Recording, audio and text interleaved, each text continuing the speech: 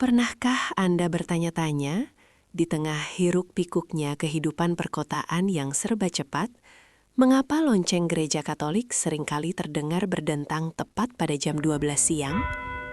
Apa sebenarnya pesan tersembunyi di balik suara yang memecah kebisingan hari itu? Menurut tradisi gereja Katolik, dentang lonceng ini bukanlah sekedar penanda waktu istirahat siang, melainkan sebuah undangan spiritual yang sangat mendalam. Ini adalah panggilan untuk mendaraskan doa Angelus, atau yang dikenal sebagai doa malaikat Tuhan. Sebuah jangkar spiritual yang menghentikan kita sejenak dari kesibukan duniawi yang mengikat.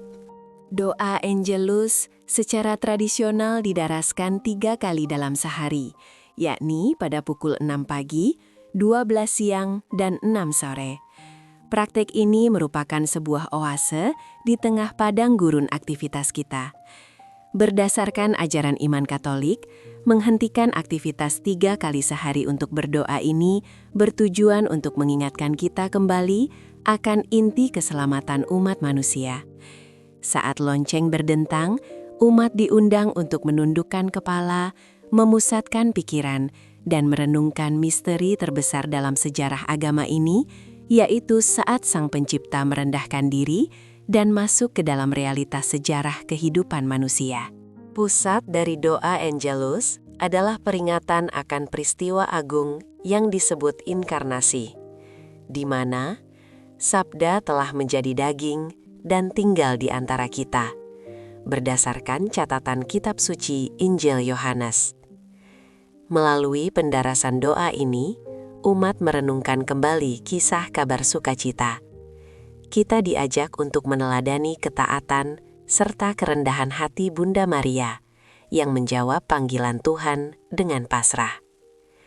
Menghayati momen suci ini di tengah hari yang dipenuhi urusan duniawi, membawa perspektif baru bahwa Tuhan senantiasa hadir dan bekerja secara nyata di dalam setiap aspek kehidupan kita sehari-hari. Menurut catatan sejarah dan tradisi gereja Katolik, praktik mendentangkan lonceng 3 kali sehari ini berkembang secara bertahap sejak abad pertengahan yang lampau. Para biarawan Fransiskan tercatat memiliki peran besar dalam mendorong umat untuk berdoa di sore hari. Kemudian, para pemimpin gereja pada masa itu turut mempopulerkan doa ini untuk didaraskan di siang dan pagi hari demi memohon kedamaian dunia. Sejak saat itu, suara lonceng menjadi instrumen pemersatu agung, di mana jutaan umat di berbagai belahan dunia mengangkat hati yang sama secara serentak pada jam-jam tersebut, melintasi batas-batas negara. Mari kita merenungkan makna dari masing-masing waktu doa yang istimewa ini. Pukul 6 pagi, lonceng Angelus berdentang saat matahari baru saja terbit menyapa bumi. Ini adalah momen sakral untuk menguduskan hari yang baru. Sebelum pikiran kita dipenuhi oleh beban pekerjaan dan daftar tugas duniawi yang seakan tiada habisnya, doa ini mengajak kita untuk mengawali langkah pertama bersama Sang Pencipta. Kita diundang untuk menyambut hari dengan penuh harapan positif dan penyerahan diri yang utuh, menjadikan setiap niat dan pekerjaan kita nantinya sebagai persembahan yang hidup dan berkenan. Kemudian, tiba pukul 12 siang. Saat matahari berada di titik tertingginya, dan kita mungkin sedang berada di puncak kelelahan atau stres di tempat kerja. Di saat konsentrasi mulai menurun drastis dan tekanan tugas semakin memuncak, lonceng Angelus kembali menyapa lembut. Menunda sejenak tatapan dari layar komputer, menghentikan rapat selama beberapa menit, atau berdiam diri sejenak untuk mendaraskan doa ini adalah sebuah pengingat teguh bahwa kita tidak berjuang sendirian. Kehadiran ilahi senantiasa menyertai kita di tengah penatnya pekerjaan siang hari, memberikan kesegaran jiwa untuk melanjutkan sisa hari. Banyak umat Katolik yang hafal doa Angelus atau doa malaikat Tuhan di luar kepala. Namun, tahukah Anda rahasia kecil untuk benar-benar meresapi doa ini? Agar tidak sekedar menjadi rutinitas tanpa makna? Seringkali saat lonceng gereja berdentang pada pukul 6 pagi, 12 siang, atau 6 sore, kita hanya menggumamkan kata-katanya tanpa sungguh-sungguh menyadari kedalaman maknanya. Berdasarkan tradisi dan ajaran Gereja Katolik, doa ini bukan sekedar pengingat waktu, melainkan sebuah undangan indah untuk berhenti sejenak dari hiruk-pikuk duniawi dan masuk ke dalam perjumpaan pribadi dengan Tuhan yang hadir di tengah-tengah kita. Mari kita telusuri bersama bagaimana mengubah kebiasaan rutin ini menjadi sebuah pengalaman spiritual yang sungguh hidup dan menyentuh hati. Langkah pertama dalam mendaraskan doa Angelus dimulai dengan seruan agung. Malaikat Tuhan menyampaikan kabar kepada Maria. Pada bagian ini, cobalah untuk membayangkan kehadiran Malaikat Agung Gabriel yang membawa pesan surgawi kepada seorang perawan sederhana. Sikap batin yang perlu kita bangun di sini adalah keterbukaan dan kesiapsiagaan penuh, sama seperti Bunda Maria yang mendengarkan dengan penuh perhatian. Secara fisik, cobalah untuk berdiri atau duduk dengan tegak namun tetap rileks.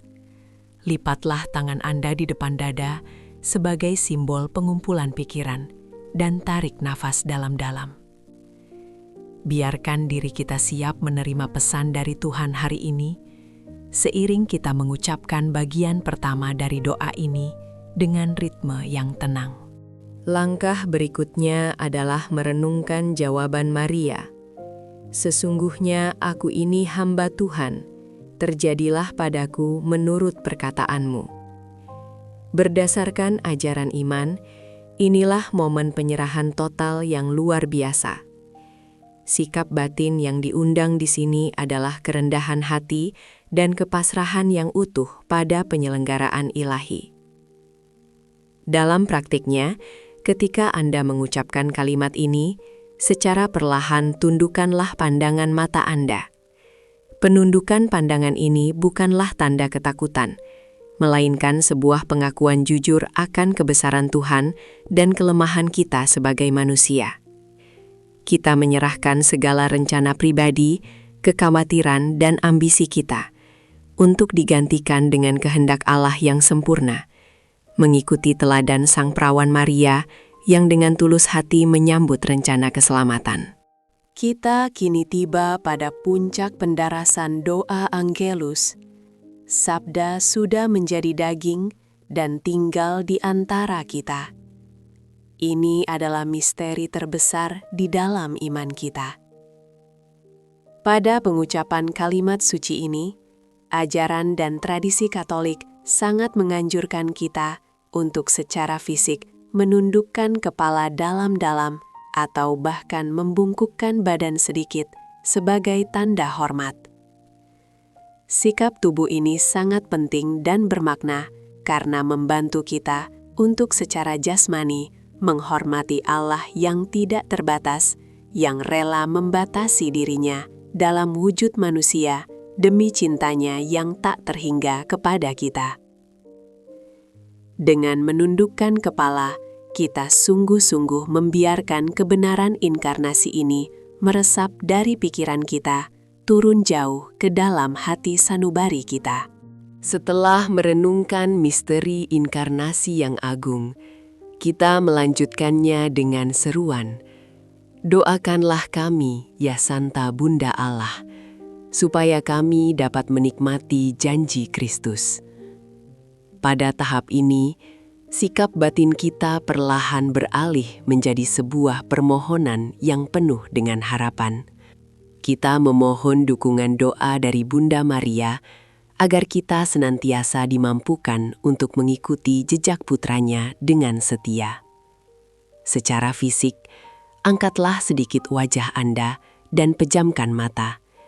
Biarkan sebuah senyuman tipis penuh pengharapan terlukis di wajah Anda. Kita menyadari sepenuhnya bahwa kita tidak pernah berjalan sendirian dalam peziarahan di dunia ini. Selalu ada kasih karunia Tuhan dan doa-doa para kudus yang senantiasa menyertai setiap langkah perjuangan kita. Sebagai penutup, kita mendoakan doa, "Tuangkanlah rahmat-Mu ke dalam hati kami." Berdasarkan tradisi religius kita yang suci, ini adalah momen untuk memohon agar buah dari perenungan ini, yaitu rahmat penebusan, terus mengalir dalam seluruh aktivitas kita selanjutnya di hari itu. Buatlah tanda salib dengan penuh kesadaran, rasa hormat, dan kebanggaan, bukan dengan gerakan yang tergesa-gesa. Tanda salib ini memeteraikan seluruh rangkaian doa suci kita. Sikap batin yang dibawa dari momen ini adalah kesiapan untuk diutus kembali ke dalam dunia. Doa Angelus yang diucapkan dengan kesadaran penuh seperti ini akan membekali jiwa kita dengan kekuatan rohani yang baru. Mulai sekarang, saat lonceng gereja berdentang atau alarm pengingat di gawai Anda berbunyi, jangan biarkan doa Angelus sekedar lewat begitu saja. Jadikanlah momen tersebut sebagai sebuah oase spiritual berdurasi 2 menit di tengah padatnya kesibukan Anda. Libatkan secara utuh pikiran, hati, dan tubuh Anda. Berhentilah sejenak dari pekerjaan, lipat tangan Anda, tundukkan pandangan saat merenungkan ketaatan, dan tundukkan kepala dalam-dalam ketika mengingat sabda yang menjadi daging. Perjumpaan pribadi dengan Tuhan selalu tersedia bagi mereka yang meresapi setiap kata dengan cinta. Semoga rahmat Tuhan selalu menyertai perjalanan hidup kita, menjadikan kita pembawa damai dimanapun kita berada.